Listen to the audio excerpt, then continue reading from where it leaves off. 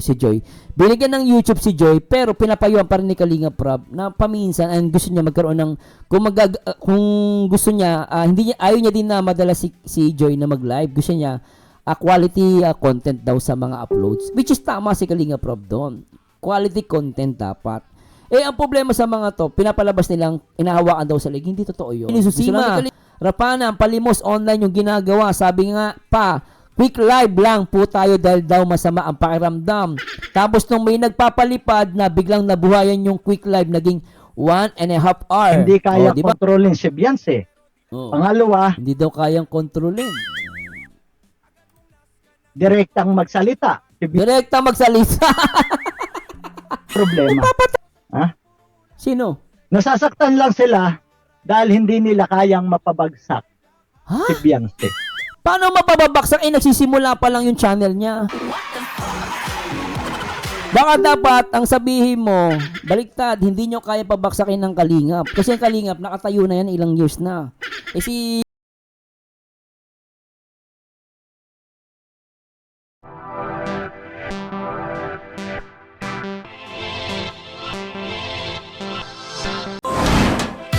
Hi guys, magandang araw. May Zano TV 2.0 at pakinggan natin ang sinasabi ni Kanoli. 5 dahilan bakit maraming ayaw kay Beyonce.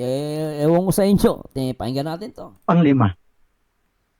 Una, di ba, hindi kaya kontrolin si Beyonce. Pangalawa, Hindi kayang kontrolin. Paano ka ingit-ingit doon? Teka lang. Paano naging ayaw doon? Hindi kayang kontrolin. Kasi pinapalabas mo, kinokontrol kayo ng Kalingap. Paano nakontrol? Nakalabas nga eh. Kung nakokontrol yan, hindi nakalabas yan, di ba? Sa logic mo. Nakaalis nga ng Kalingap eh. Ang bira. Oh. panglima. Una, di ba, hindi kaya kontrolin si Beyonce. Oh. Pangalawa, Hindi daw kayang kontrolin. direktang magsalita. Si Direkta magsalita. Nagpapatawa ka. Puro shoutout nga sinasabi dun sa ano. Paano direkta magsalita? Oh. Beyonce, totoo. Oh. Di ba? At pangatlo, Totoo. Pambira. tahimik na umaasenso. Tahimik na umaasenso. Sabi ni Aupagi, pag shoot, asenso sa panaghirapan ng iba. Ang asenso po, yung ikaw ang naghirap upang umangat ang buhay. Hindi naman sila mga PWD para umasa sa iba. Agoy nga ni, Proud ka doon? Umaasenso ka sa gamit sa ibang tao? Sabi ni Susima, Rapana, palimos online yung ginagawa. Sabi nga pa, quick live lang po tayo dahil daw masama ang pakiramdam. Tapos nung may nagpapalipad na biglang nabuhayan yung quick live, naging 1.5 hour. Di ba? Yan. Tapos nung isa-isa na lang nagpapalipad, biglang nag-end live. Ano yun? Binabasa ko na to, tatawa ako. Yung tinatawag na asenso, yung galing sa totoong pagod at pawis, hindi yung galing lang sa pawis ng sponsor. At mga nagbibigay, hindi yung nag-aabang lang ng bigay, kailangan magkayo din sila. Kanoli, paano yan? Mhm. Doon ang isang pinakaiingitan pa nila, yung Pinakakiingitan to. tahimik ang umaasenso kasi nakikita Ano, kung di kami naingit. Kalinga maingit doon. Tsaka tingnan mo Kanoli. Sabihin na natin itong mga viewers ng Kalingap, lahat na lang sa Kalingap, tanong ko sa'yo, kung umasenso ba, sinasabi mo umasenso si Beyonce, anong magagawa sa buhay namin, di ba wala? Ba't kami maiingit doon? Dahil lang sa kanya, maiingit kami, ano? Pambira ka naman, tanda mo na Kanoli. Mag-isip ka naman ng tama, paano ka naiingitan yan? Ano ba, haba ba subo namin? Lalaki ba subo namin dyan pag umasenso si Beyonce? Wala nga kami pakialam sa pag-asenso niya. Ang bira. nila yung kaniyang live ni Beyonce, grabe hataw yung palipad. Palipad lang nakikita niya. Di ba? Tsaka alam mo, Kanoli, yan ba ang basehan ngayon sa as content creator, palipad? Yan ba yung basehan ngayon? Totoo lang Yan ba ang basehan ngayon sa about sa palipad? Para sa akin, hindi naman basehan yan. Hindi dahil sa palipad eh. Tapos ambuse pa. Di ba?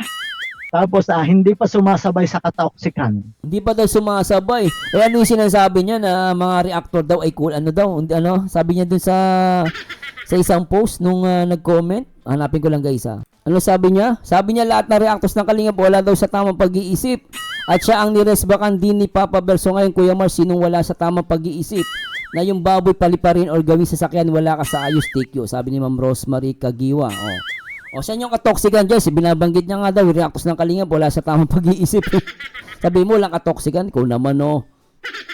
Kanuli, masyado ang bias ah. Bagay, naintindihan kita doon. 4.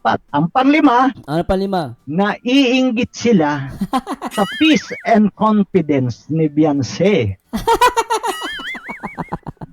Ano kaingit-ingit doon? Mabira naman, no?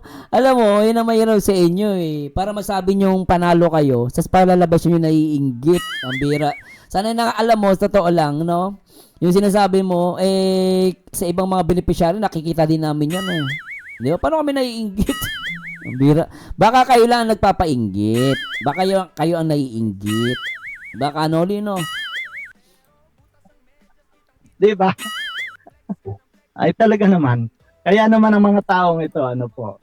Kaya minsan, ano po, hindi naman talaga si Beyonce ang problema eh.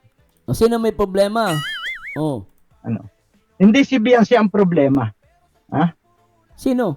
Nasasaktan lang sila dahil hindi nila kayang mapabagsak Ha? si Beyonce.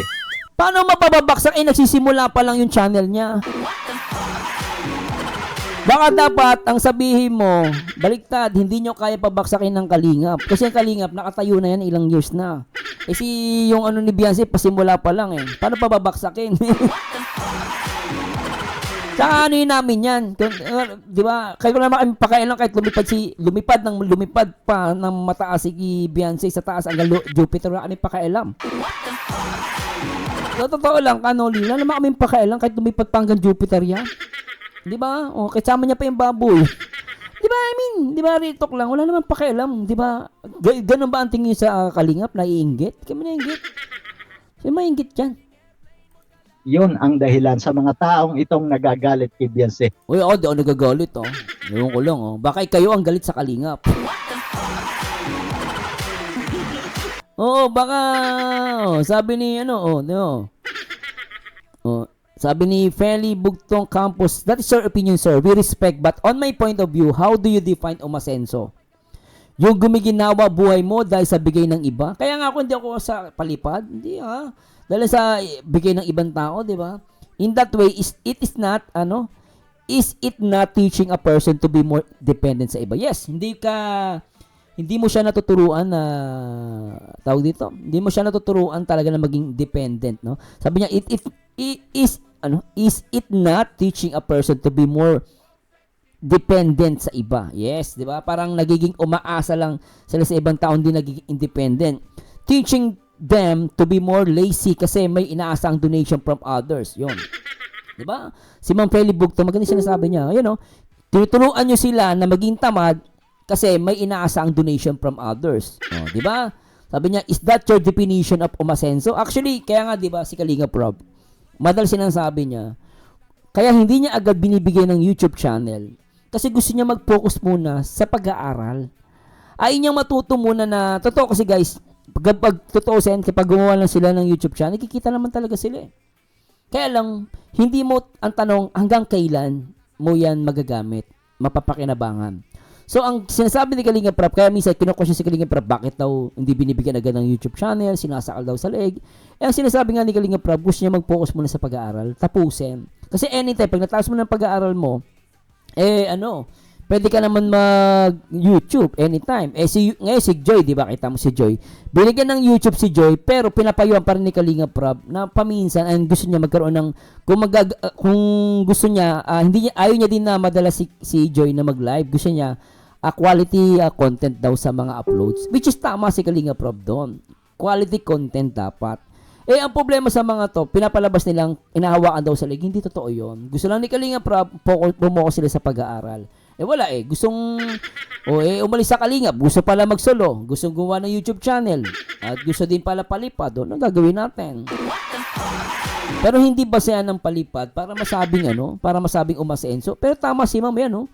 That is your opinion, sir, we respect. But on my point of view, how do you define umaasenso? Yes, no? Oh, yung gumiginhawa buhay mo dahil sa ibigay ng iba? In that way, sa ganyang paraan, no? Hindi mo siya tinuturuan, no?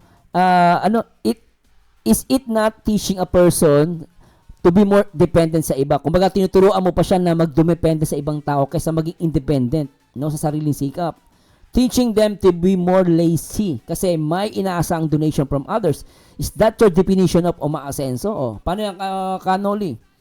Oh, tama yung viewers eh. Oh, yan ba yung definition mo ng umaasenso? Para sa akin, hindi. Why not teach them to fish Why not teach them to fish? Oh, not just wait for the fish to be served without any effort. Tama yun. Bakit? Hindi natin turuan sila na mangisda kaysa yung hintayin yung isda na walang ka-effort. Kumbaga, turuan natin sila mangisda. Pero hindi yung isda yung lalapit sa kanila. Huwag ganun. Diba, no? Sabi ni Gilanggam Jimenez, ikaw lang humahanga kay TQ. Maribel, teka lang po, basa pa tayo. Maribel, pero hindi kaya, to be sure, there oil, salt, vinegar, who? Where is the place where the fish there? Taya, baho, ano ba yan? Ano ba yung binasa ko? Sabi ni Melanie Arangconte Lazaro, nagsimula siya sa Kalingap kaya siya nakilala, yun ang totoo. Correct po, very true. Ano naging correct doon? Saan yung doon definition of umasenso? Kung maasa lang din sa iba. Di ba, no? Marialyn Victoriano, kahit ano pa sabihin, nakilala siya ng dahil sa Kalingap, yung po isipin niyo. Exactly. No, nagkaroon na siya ng fandom because of Kalingap Rob and because of the lab team. Di ba? At syempre kay Papa Eds. Brother Ruel, totoo po ang sinasabi niyo, Bians. Talaga totoo. Sabi ni Edith Rivera Abahar, bakit sumikat ba? Kung hindi na i-vlog ni Kalingap Rob, nako po, balibag, tandem, tadin man ang mundo niyan. Baliktarin man ang mundo niyan, pa rin ang katotohanan. Yung iba kasi, sumakay na lang sa maling istorya, may mali ang Kalingap o wala, hindi dapat pinatulpo kung mabuti silang tao. Oh. Paano yan? Nasa record, nasa history na yan, Kanoli. Yung ginawa ni Beyonce sa pagpapatulpo. Nakaano na yon, nakamarka na yon. Di ba? O saan yung doon, definition mo ng pag-asenso? O, saan na naiinggit doon? Sa palalabas siya naiinggit para yung argument nyo, talo nyo Kalingap kasi naiinggit. Ganoon naman ang argument nila, palalabas sila inggit eh. Marites Roluda, hay lahat na lang gusto magpasikat, ginagamit pangalan ni Beyonce para lang dumami ang views nyo. O yan, sabi mo yan kay Kanoli. Iba tama daw. Grabe. Basa pa tayo. Wala na ako nakitang magandang comment. Pero maganda yung comment ni Madam, no? Tsaka si Ma'am Edita Rivera. So, ilan po mga comment ko rito, Sana mga comment nyo, guys. Please comment down below. Pero para sa akin, yung 5 dahilan bakit maraming ayaw kay Beyonce. Ako, isang dahilan lang, ba't ayaw? Yung dinuro niya si Kuya Bal at pinatulpo. At dalawa pala yun. Dinuro, pinatulpo. Yun lang. Kaya ayaw ko. Karapatan ko yun. Kaya ikaw, may sinasabi kami.